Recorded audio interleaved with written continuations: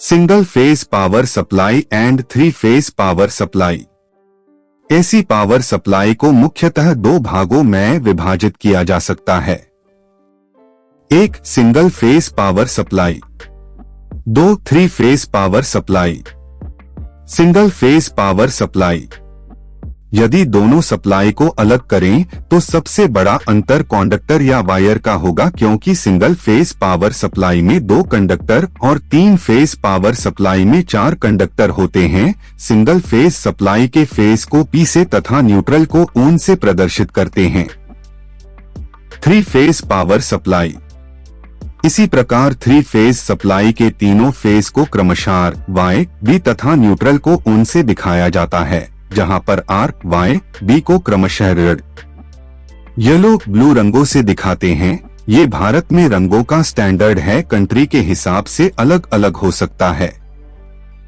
1 phase system और 3 phase system को आवश्यकता अनुसार उपयोग में लाया जाता है। वैसे तो इलेक्ट्रिसिटी का बड़े स्तर पर जनरेशन और ट्रांसमिशन 3 फेज में ही होता है, लेकिन हमारे घरों में जो सप्लाई आती है वो 1 फेज सप्लाई होती है।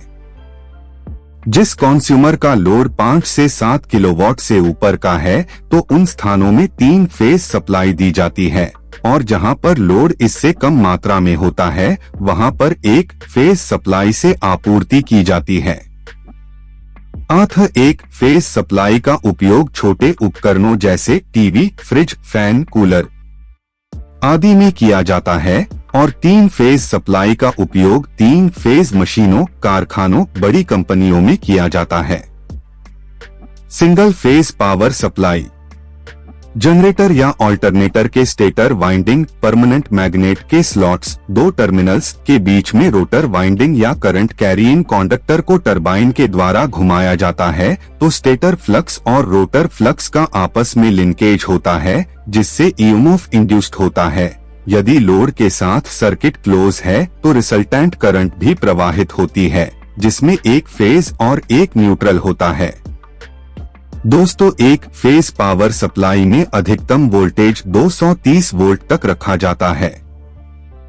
3 phase power supply, electricity generation का सिद्धांत ऊपर बताया गया है, जिसमें यदि स्टेटर वाइंडिंग के 3 स्लॉट 6 टर्मिनल्स को 120 डिग्री के कोण पर रखा जाए तो स्टेटर वाइंडिंग के और रोटर वाइंडिंग के फ्लक्स के बीच लिंकेज होता है। यदि सर्किट में कोई लोड कनेक्टेड है तो तीनों सर्किट में रिजल्टेंट करंट प्रवाहित होती है। दोस्तों, 3 फेज पावर सप्लाई में प्रत्येक फेज से फेज के बीच अधिकतम 440 volt, line voltage standard 415 volt होती है, और प्रत्येक फेज और न्यूट्रल के बीच अधिकतम 230 वोल्ट फेज वोल्टेज रखा जाता है।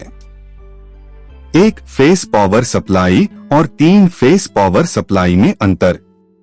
1 फेज पावर सप्लाई को 2 वायर सिस्टम P और ON तथा 3 फेज सप्लाई को 4 wire system R, Y, B और ON भी कहा जाता है।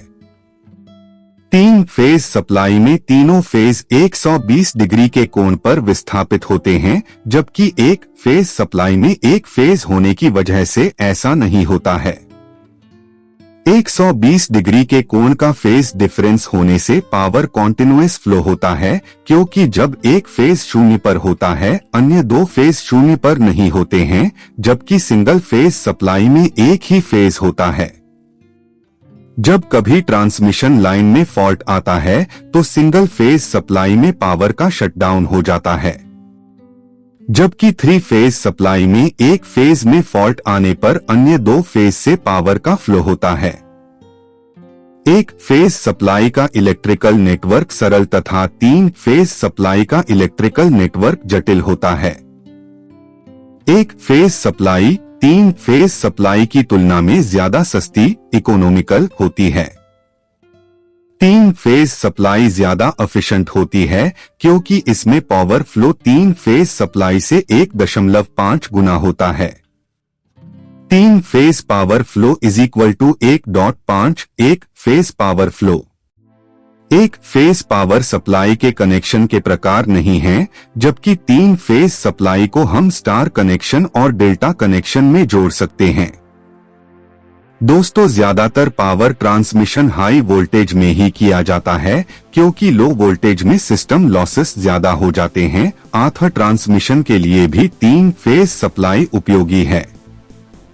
प्राकृतिक आपदाओं या अन्य कारणों से आए लाइन फॉल्ट या इलेक्ट्रिक शटडाउन की मरम्मत हेतु एक फेज सप्लाई में लेबर कॉस्ट ज्यादा लग जाता है। न्यूट्रल कहां से आता है?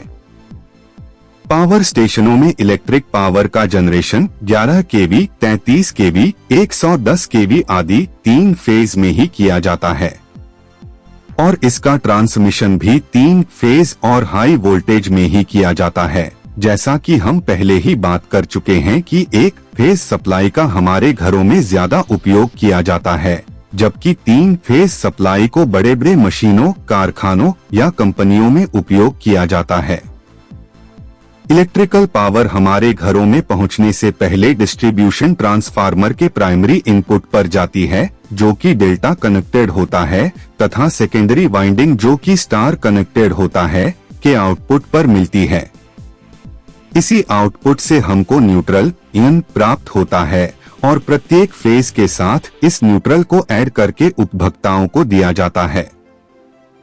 3 फेज कंडक्टर से आउटपुट में 4 कंडक्टर डिस्ट्रीब्यूशन ट्रांसफार्मर के बाद मिलता है, जिसमें से एक फेज और न्यूट्रल प्रत्येक घर में दे दिया जाता है।